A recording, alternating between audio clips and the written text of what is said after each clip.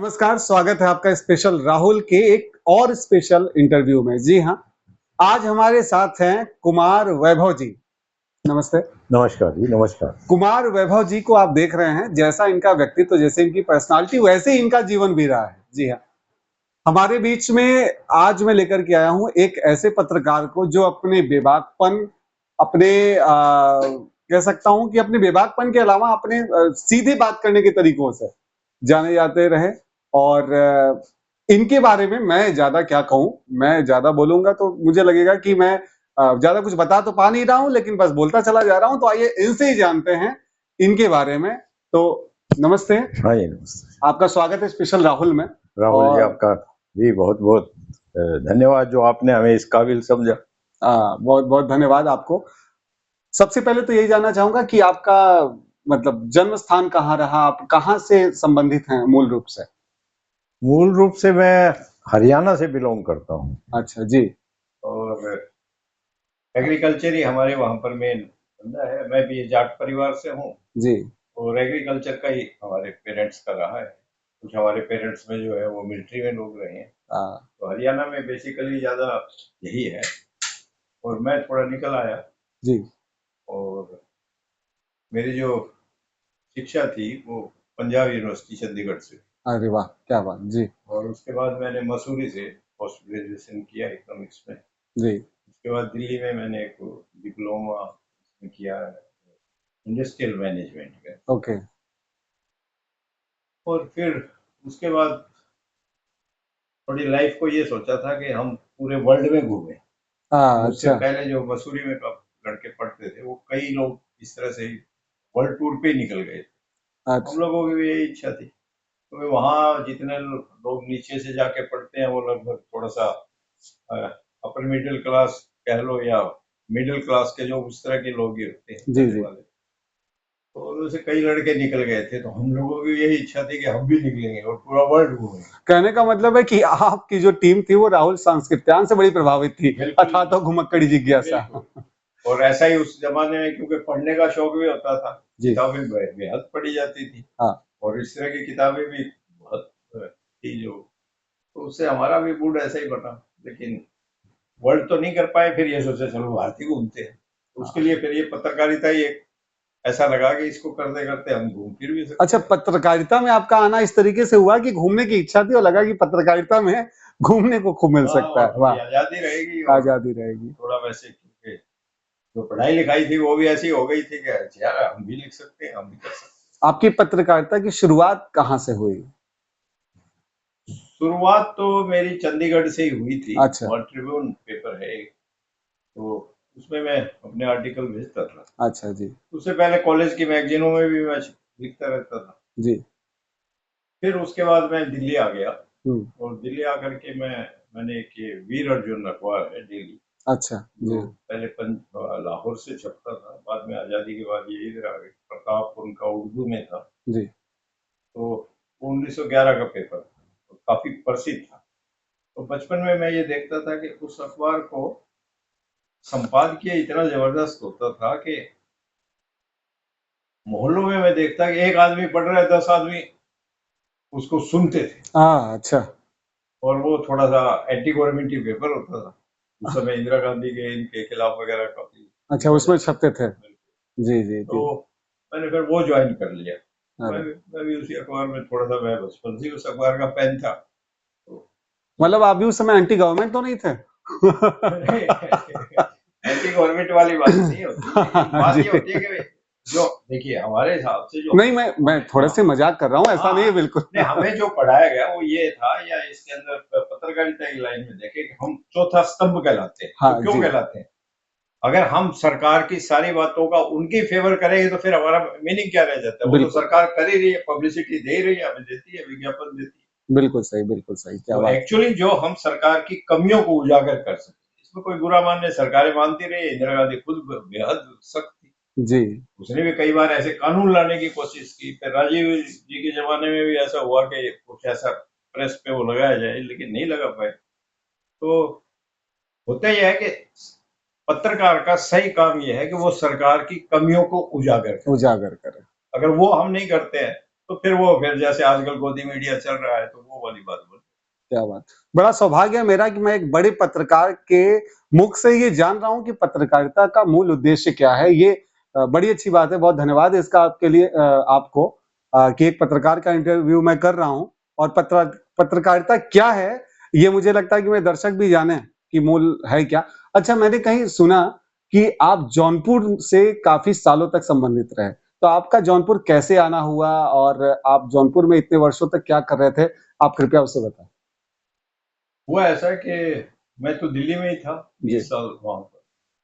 तो इसी तरुण मित्र अखबार के जो अभी लखनऊ में संपादक हैं जी योगेंद्र जी, जी जी गुरु जी के नाम से ज्यादा प्रसिद्ध है, जी जी। वो मेरे दोस्त थे। तो अच्छा। वो मेरे पास आते जाते थे, हम लोग भी कई जगह वैसे भी घूमने में साथ गए थे। जी तो फिर वो बोले कुमार साहब आप अकेले हो तो आपने बड़े बड़े अखबार भी देख लिए हैं, जी। तो हमारा भी अखबार है तो आप उसको देखिए कुछ दिन, हाँ। वो भी एक एक्सपीरियंस लीजिए। जी। तो मैंने कहा ठीक है चलो वही। एक्चुअली जौनपुर का नाम, तो मैं दिल्ली में था तो मेरा एक दोस्त बम्बई से आता था, वो कहीं यहाँ जौनपुर का था। अच्छा अच्छा। तो वो आता था दिल्ली, मेरे पास ठहरता था। तो फिर बोला कि मेरे को जौनपुर जाना है, लेकिन मेरे को उस समय तक जौनपुर के मामले में कुछ भी नहीं पता था। हाँ। मैं घूमता तो रहा लेकिन ये थोड़ा ऑफलाइन पे आता है, कलकत्ता जाना है, कहीं भी जाना है, पटना जाना है, तो वो रूट वो पड़ जाता है दिल्ली से। अच्छा। तो ये तो लखनऊ ये पड़ता नहीं है। तो बोला अच्छा जौनपुर है, कोई जौनपुर है। तब फिर गुरु जी की वजह से फिर वो ज्यादा हो गया। फिर ओके। यहाँ आ गए, यहाँ आए तो मैं हिंदी भवन में ही ठहरा था पहली बार। अच्छा। और अब भी जब भी आता हूँ हिंदी भवन ही ठहरता हूँ। हिंदी मुझे भवन में। हाँ, तो 2-3 महीने वहां रहे, थोड़ा सा इनसे आए, फिर वो गुरु जी से जी मुलाकात कराई गई, आदर्श कुमार जी से कि लीजिए। इन्होंने मुझे कहा कि देखिए, इन्होंने एक कैबिन था वो मेरे लिए ठीक करवाया, अच्छा। ये आप यहाँ बैठिए देखिए। तो 5-7 दिन 10 दिन तो ऑब्जर्व करता आदमी नई जगह में क्या हाँ है बिल्कुल। किस तरह के। और दूसरा ऐसा था कि ये लोग भी जो पत्रकार थे और थे सब पूर्वांचल वाले, हाँ। और हमारी थोड़ी सी लैंग्वेज भी हरियाणवी टोन की हरियाणवी लगती टोन है। की, हाँ। हाँ, तो 10-15 दिन देखते रहे, धीरे धीरे इसमें होने लगे। जी। अच्छा, तरुण मित्र अखबार में आप एक कार्यकारी संपादक के रूप में आपने कार्य किया। लगभग 7 वर्षों तक आपने जौनपुर में कार्य किया। जौनपुर का अनुभव कैसा रहा आपको? जौनपुर कैसा लगा? बेसिकली देखिए, जौनपुर के लोग बहुत ही कोऑपरेटिव हैं। हाँ। आज मैं 2007 में छोड़ा था, अभी 2024 है। जी। इसमें मैं लगभग हर साल नहीं तो 2 साल में एक बार यहाँ जरूर आता। हाँ। अच्छा। और बिल्कुल। 10-10 दिन मुझे रहना पड़ता है, मतलब इतने लोगों से यहाँ संपर्क हो गया कि मिलने जुलने में इतने दिन चले हाँ, जाते मिलना हैं। जुलना सभी से नहीं जो मिलेंगे तो फिर वो बाद में फोन पे शिकायत आती है कि कमाल आप आए और हमें नहीं मिल के गए। अच्छा कुमार जी, हाँ, हमने सुना है कि आप अपने बेबाकपन के लिए जाने जाते हैं और इतने बड़े पत्रकार आप हैं, तो आपने तत्कालीन परिस्थितियों में भी बहुत सारी चीजें ऐसी लिखी जो कि उस समय लोगों को पसंद नहीं आई कई बार। तो आप ये अपने अंदर ऊर्जा कहाँ से लाते थे कि आप ये जानते थे कि मैं ऐसा लिख रहा हूँ कि मेरे ऊपर कुछ प्रेशर आ सकता है, फिर भी आप लिखते थे?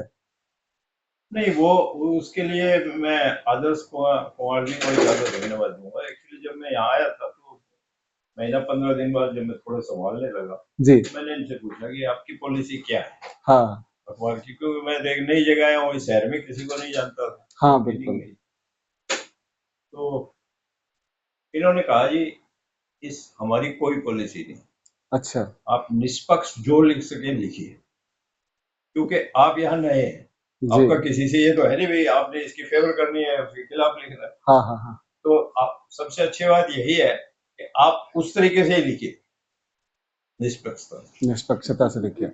उस समय आप एक वो जो उन्होंने शब्द कहे, हाँ वो मेरे लिए बड़ी एक हिम्मत और उसकी बनी, क्योंकि मैं सोच रहा छोटा सा शहर है भाई, इनके अपने रिलेशन है, कहीं मैं किसी के लिख दूं कुछ खिलाफ हो जाए, नाराजगी इनसे होगी, और हुई भी 1-2 जगह।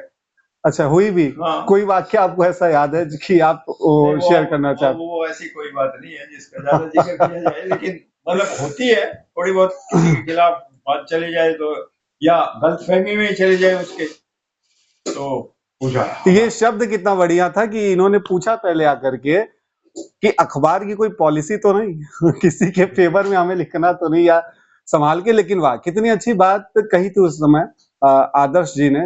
आप उनका इंटरव्यू भी देख सकते हैं हमारे चैनल पे, मैं लिंक आपको डिस्क्रिप्शन में दूंगा, कि आप निष्पक्षता से लिख सकते हैं। ये तो बड़ी अच्छी बात रही। आपने पत्रकारिता जगत में बहुत बड़े बड़े कार्य किए हैं, उसके लिए आपको बहुत बहुत बधाई। आपके व्यक्तिगत जीवन से पूछना चाहूंगा कि आपने कहा कि आपने अकेला सफर शुरू किया, और अभी आपकी उम्र लगभग 70 साल है ना? अभी तक आप अकेले हैं, आपने शादी अभी तक नहीं की, जहां तक हमें जानकारी है। तो आगे का कोई प्लान, या फिर कुछ अलग सा सुना है आपके बारे में, तो आप अगर अपने द्वारा ही बताए तो बड़ा अच्छा नहीं, लगेगा। वो आपने ठीक ही सुना है जी। एक्चुअली। अभी इस उम्र में हालांकि मैं पूरी तरह स्वस्थ हूँ, हाँ। कोई मुझे किसी भी तरीके की नहीं है, मैं गोली कभी खाता ही नहीं। वाह। सबसे बड़ी बात है कि मेडिसिन बिल मेरा हमेशा जीरो रहता है, हाँ। हमेशा से। जी जी जी।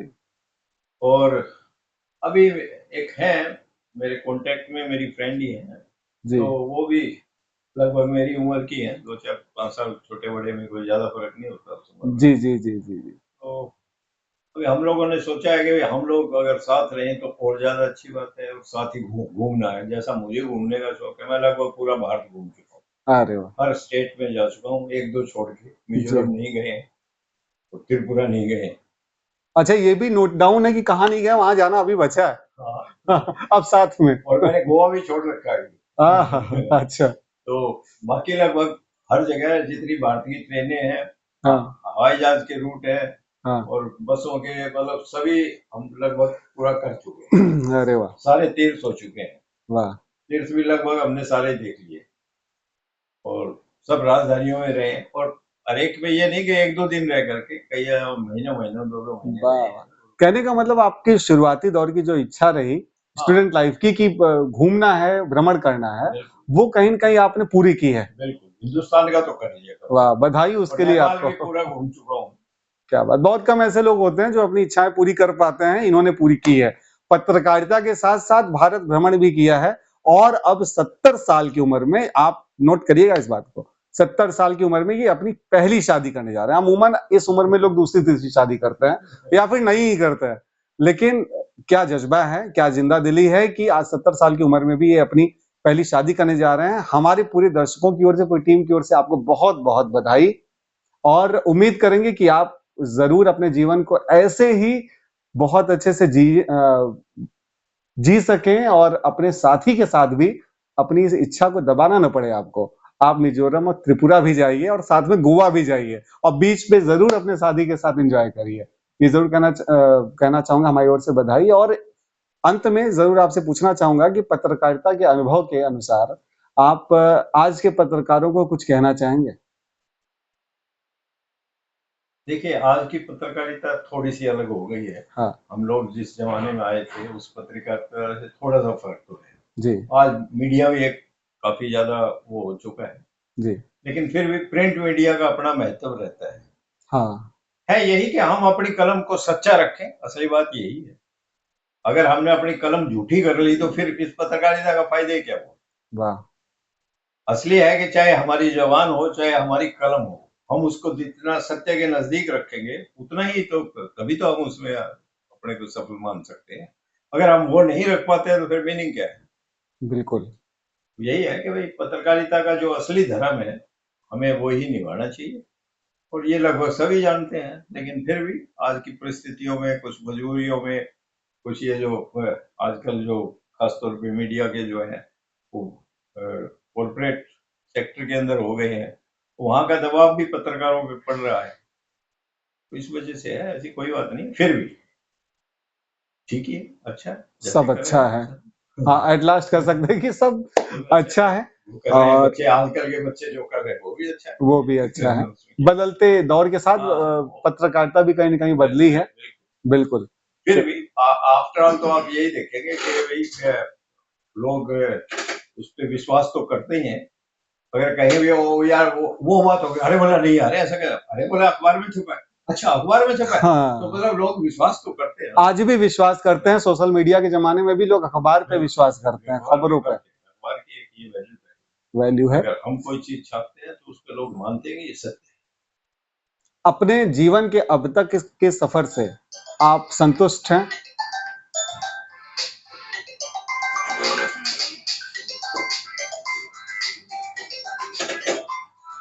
देखिए, संतुष्टता की तो कोई बात नहीं होती है। हाँ। कभी भी किसी जीवन में किसी की भी नहीं होती। मुझे एक गुरुदेव रविंद्रनाथ जी का एक याद आ रहा है। हाँ। जब उनका आखिरी वक्त आया था तो उनके नियर डियर पास खड़े थे। उन्होंने पूछा कि गुरुदेव, आपने 3000 के लगभग पोइम्स लिखी है और हाँ। इतनी पश्चिम में भी किसी ने नहीं लिखी, हाँ। तो आपको तो बड़ी संतुष्टि हो रही होगी हाँ, कि भाई मैं इतना कुछ लिख के जा रहा हूँ। जा रहा हूँ जी। तो उन्होंने एक बहुत ही बेहतरीन बात कही थी। उन्होंने कहा कि देखो ऐसा है, अभी तक जो मैंने लिखा वो हाँ। वैसा ही था जैसे साजिंदा हाँ। कोई भी प्रोग्राम से पहले ठू ठू तारों को कसता है, वो करता है, तो हाँ। मैं तो अभी तक वही कर पाया। अरे असली गीत अभी तक नहीं गा पाया। असली बहुत गीत नहीं गा पाया। तो वो इतने बड़े लोग भी यही मानते हैं। हम तो खैर बहुत छोटे हैं इस लेवल में। कहने का मतलब कि इंसान संतुष्ट कभी नहीं हो सकता। हाँ, वो हमेशा कुछ ना कुछ करने की इच्छा उसके अंदर रही जाती है। बिल्कुल। तो दोस्तों, ये हैं कुमार वैभव जी, जिनसे हमने बातचीत की। एक बड़ी पत्रकार जिनका जीवन उनकी सत्य पे ही आधारित रहा, सत्य ही उनका हथियार रहा और सबसे बड़ा हथियार उनकी कलम उनके साथ रही। और आज उन्होंने जो कुछ भी कमाया है वो अपनी कलम की बदौलत कमाया है। मैं सही कह रहा हूं ना? तो बहुत-बहुत धन्यवाद आपका हमसे बातचीत करने के लिए। हमारा सौभाग्य कि आपसे बातचीत करने का मौका मिला और ज़रूर हम फिर मिलेंगे और ज़रूर आपकी शादी में हम चलेंगे और एन्जॉय करेंगे शादी को। बहुत-बहुत धन्यवाद।